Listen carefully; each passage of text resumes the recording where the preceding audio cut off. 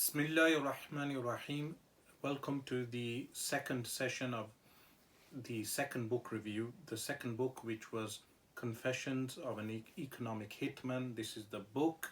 The book was written by John Perkins, and he has a website which is mentioned at the end of the book, johnperkins.org. Now, this book was published in 2004. In one sense, you can say that this book was a biography, an autobiography of the author, because it covers his life from the 1960s all the way up to post 9/11 events. Because the book was published in 2004, just after 2001 and the 9/11 events, he was a witness to the invasions of Iraq and Afghanistan, which he also mentions. But the subject matter of the book is in the title, Confessions of an Economic Hitman.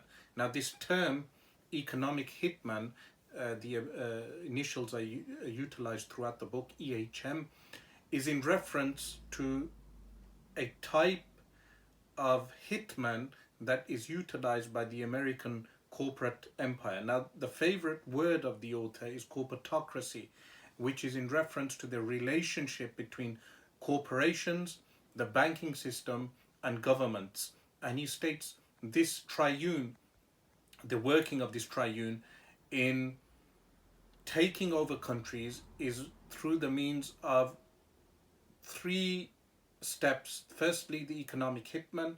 If the economic hitmen are not successful, the jackals are sent in, and after the jackals, invasions, meaning if there is a country that America needs the resources of that country, they send in a category of people known as economic hitmen.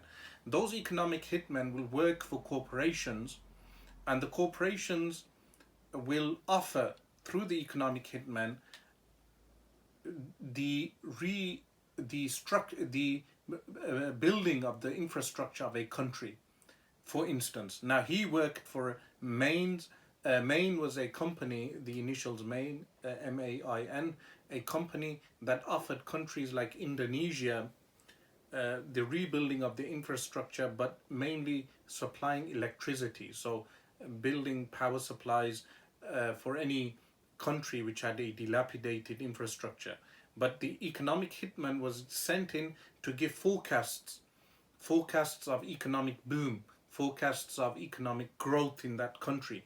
But the forecasts were not precise. So the statistics are skewed, are tampered by the economic hitman to give a forecast which may seem ostensibly healthy for that country. So when he goes to Indonesia, he tells them they will have a boom, an economic boom, and therefore they should allow his company to come in and build the infrastructure for that particular country. Now, what this does in the long run, the banks are given this forecast. So you have the IMF, International Monetary Fund, and the World Bank, which are in fact tools utilized by America after 1944 and the Bretton Woods Agreement, which he also mentions.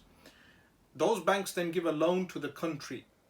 The country then utilizes that loan and gives the money to the corporations. So the corporations benefit from the American banks loan the money out to the developing countries.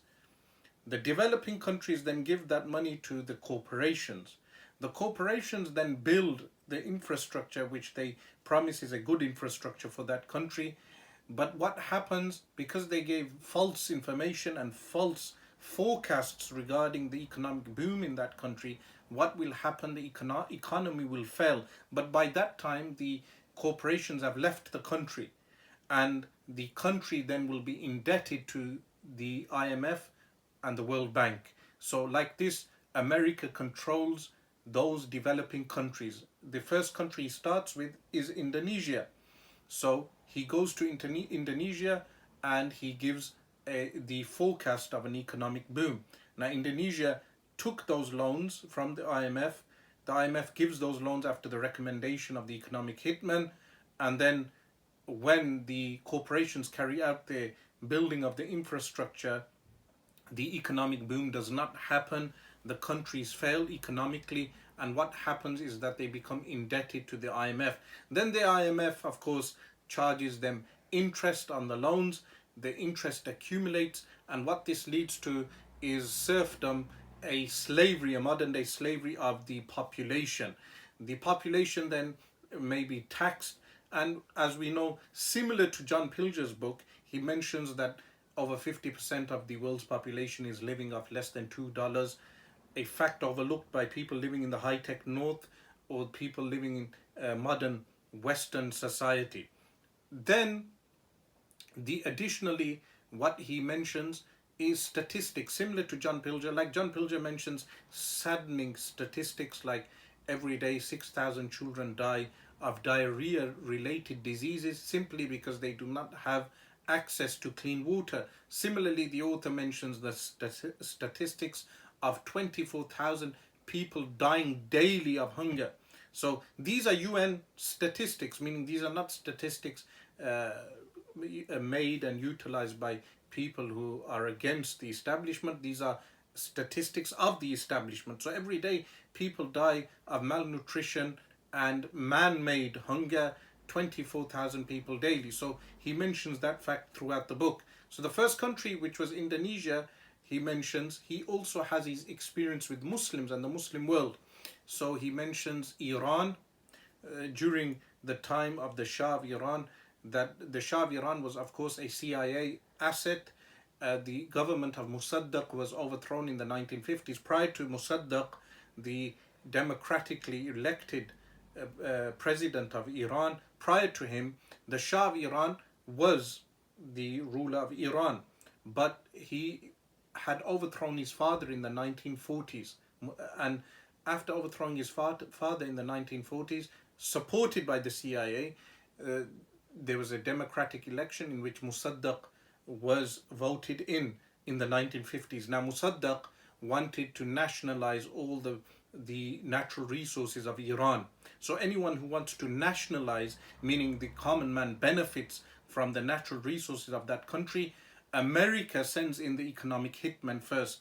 Those economic hitmen then offer the country or the government perks and benefits which the ruling elite may benefit. So what happens is that the ruling elite control much of the resources and the middle classes diminish. So there is no middle class, and the gap between rich and poor is widened. So there is a large gap, like in Pakistan we have today, a gap between the rich and the poor, and there is no middle strata, no middle class. This happens simply because the ruling elite benefit from the perks, and the entire country becomes indebted to the IMF for loans which the common man does not benefit.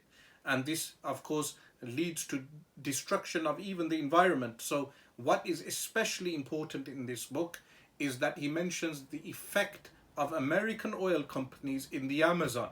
So the Amazon jungle now we know is the lungs of the world. The Amazon is the lungs of the world. The Amazon is being destroyed. And America today shows great concern apparently for the ecocentric or the ecological state of the world and the environment as they claim. But what is not mentioned in news outlets is the effect of American policies in South America, the removal of indigenous tribes from their homelands, as well as the cutting down of the Amazon rainforest, which then affects the biosystem, the ecosystem of the world. So he mentions Venezuela and Hugo Chavez. Towards the end of the book, he mentions Hugo Chavez and how in 2003 America invaded Iraq, invaded Afghanistan. They could not invade Venezuela because they had too much on their hands at that time. But Hugo Chavez stood up to the power system at that time in 2003. He also mentions, very importantly, Panama. Now, Panama, the canal which connects the Atlantic and the Pacific Ocean, is a canal, man-made canal, a canal which was constructed by a French engineer in the late 1800s, the same French engineer who constructed the Suez Canal, which was also a source of war a reason of war between Egypt and the United Kingdom and France in the 1950s when Gamal Abdel Nasser was leader of Egypt. But the same engineer constructed a canal between the Atlantic and Pacific Ocean. Now this is important for America because it controls trade. So the trade routes between the Atlantic and the Pacific Oceans, if someone wanted to take goods from Europe to Japan, it's a route. This Panama was never an independent country until until Panama was divided from the rest of Colombia and then declared an independent country. When Panama had rulers who wanted to assert their independence, self-determination, America intervened in those places. And like I said, the cycle of intervention is threefold. First, they send in the economic hitmen who give false predictions of an economic boom, convince the rulers to take out IMF loans, World Bank loans, and then the boom does not happen and the country falls into debt and is enslaved to America. This is the first step. If they are unable to achieve this, they send in the jackals, which are the CIA assassins. If they are unable to assassinate a leader, then an invasion is done. So what he mentions in 1989, America actually attacked and invaded Panama in 1989, just a year before the Gulf War. Now Saddam Hussein, a year later, invaded Kuwait. George Bush claimed that this action was illegal, even though he himself had carried out an illegal action in Panama a year before. These type of facts are mentioned in the book. This is an amazing book. The book reads like an account, a personal account. One thing to note regarding this book is his guilt, and he sees this book as a redemption, meaning he wrote this book as a redemption for his complicity in carrying out America's imperial goals throughout the world. So this is book 2 of our reading club, and I hope you read the book, and you can place your reviews, your comments in the comment section, as we did with the previous book of John Pilger. I will be interacting as I did with the previous book, inshallah, and you can leave anything I left out or any critical remarks. You can leave them in the comment section, and do not forget that we have book 3 also for next week, which was John Taylor Gatto's book, Dumbing Us Down. This book, Dumbing Us Down, this will be reviewed very soon. And book 4 was Edward Debano's book, 6 Thinking Hats.